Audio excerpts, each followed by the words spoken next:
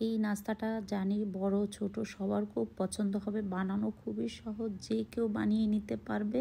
চিকেনের পুর একদম ভিতরে ঠাসা, আর এত সহজ একটা নাস্তা আপনাদের সাথে শেয়ার করতে যাচ্ছি, আশা করি আপনাদের অনেক বেশি ভালো লাগবে। তাহলে চলুন কি কি উপকরণ লাগে দেখে নিই। প্রথমে মুরগির মাংস নিয়েছি, তার মধ্যে আমি লবণ আর গোলমরিচ দিয়ে দিলাম, একটু টেস্টিং সল্ট অবশ্যই দিবেন, লাল মরিচের গুঁড়া দিয়ে দিলাম, হাফ চা চামচ আদা বাটা, হাফ চা চামচ রসুন বাটা দিয়ে দিলাম, সয়া সস দিয়ে দিলাম 1 টেবিল চামচ, একটু তেল দিয়ে দিলাম, দিয়ে ভালো করে এখন মেখে নিব। এখানে আর একটা কথা বলি, এখানে কিন্তু গরম মশলা দিয়েছি, স্কিপ হয়ে গেছে। এখন আমি চুলার মধ্যে বসিয়ে দিয়েছি, আমি 1 টেবিল চামচ গরম মশলা দিয়েছিলাম। তারপরে এখন চুলার আঁচটা বাড়িয়ে রেখে কিন্তু এটাকে রান্না করতে হবে যেন পানিটা বেশি না বের হয়ে যায়। ঠিক এরকম একটু পোড়া পোড়া করে ফেললেই কিন্তু আমাদের ভিতরের পুরটা একদম রেডি। তারপর আমি এখন যাচ্ছি এখানে আপনাদের যে রুটিটা বানাবো সেই রুটিটা দেখানোর জন্য। প্রথমে 1.5 কাপ পানি দিয়ে দিলাম, আর দিয়ে দিলাম লবণ আর একটু তেল, আর 1.5 কাপ ময়দা দিয়ে একটা রুটির মতন যে খামি করি আমরা নর্মাল, সেই রুটির খামিটাই করে নিব।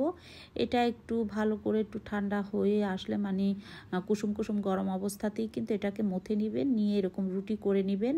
আমার এই টোটাল হয়েছে কিন্তু 6টা, একটু বড় করেই বানাবেন। তারপরে রুটির মতন বেলে নিব। আমার এই রেসিপিগুলো ভালো লাগলে অবশ্যই আমার পেজটা ফলো করে দেবেন, ভিডিওতে একটা লাইক দিয়ে দিবেন, বেশি বেশি শেয়ার করে দিবেন। আর একই নামে ইউটিউব চ্যানেল চাইলে সাবস্ক্রাইব করে সাথে থাকতে পারেন। এখন রুটিটাকে কিন্তু আমি এরকম করে ছেঁকে নিব। অবশ্যই কিন্তু রুটিটাকে ভালো করে ছেঁকে নিতে হবে, একদম মানে আমরা রুটি যেভাবে খাই এভাবে। তারপর আমি রুটির মধ্যে সেই পুরটা দিয়ে দিব, এটাই হয়েছে ইম্পর্টেন্ট পার্ট, এটা কিন্তু ভালো করে দেখবেন। আর এটা হয়েছে হোমমেড মেয়োনিজ, এটা আমার পেজে আপলোড করা আছে, চাইলে আপনারা দেখে নিতে পারেন। মেয়োনিজ দিয়ে নিলাম এবং দিয়ে দিলাম আমি মোজারেলা চিজ, দিয়ে এখন বোটে দিব, এই যে দেখেন। আর কেউ চাইলে মোজারেলা চিজটা কিন্তু স্কিপও করতে পারেন, এমনও মানে নিতে পারেন। জাস্ট এটা কিন্তু আটকানোর দরকার নেই, এভাবে করে কিন্তু নিচের সাইডে যদি দিয়ে ভাজেন সেক্ষেত্রে কিন্তু একদম মানে সেট হয়ে যাবে। সেমভাবে আমি আরও একটা বানিয়ে দেখালাম, এই যে দেখেন এত টেস্ট। এটা কিন্তু আপনারা বানিয়ে নর্মাল ফ্রিজে রেখে বাচ্চাদেরকে কিন্তু টিফিনও দিতে পারেন, এবং ফ্রিজে রেখেও কিন্তু ডিপ ফ্রিজে রেখেও 4-5 দিন রেখে বাচ্চাদেরকে দিতে পারেন। এটাও আমি রোলের মতো নিয়ে নিলাম। একটা প্যানের মধ্যে তেল দিয়ে দিলাম পরিমাণ মতন, একদম অল্প পরিমাণ তেল দিবেন, লাগলে পরে দেওয়া যাবে।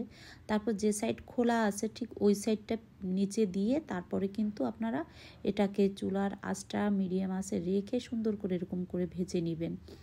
দেখলেন তো কত সহজভাবে একটা মানে নাস্তা হয়ে গেছে। এখন যদি মনে হয় একটু তেলের দরকার তখন একটু তেল দিবেন, তবে একসাথে বেশি তেল দিতে যাবেন না। আমার ভেজে নেওয়া শেষ, এই যে দেখেন কত সুন্দর হয়ে গেছে। এখন আপনাদের সাথে কেটে দেখালাম, যেটা দেখালাম দেখেন ভিতরে কত সুন্দর পুর। এটা কিন্তু ছোট বড় সবাই অনেক বেশি পছন্দ করবে।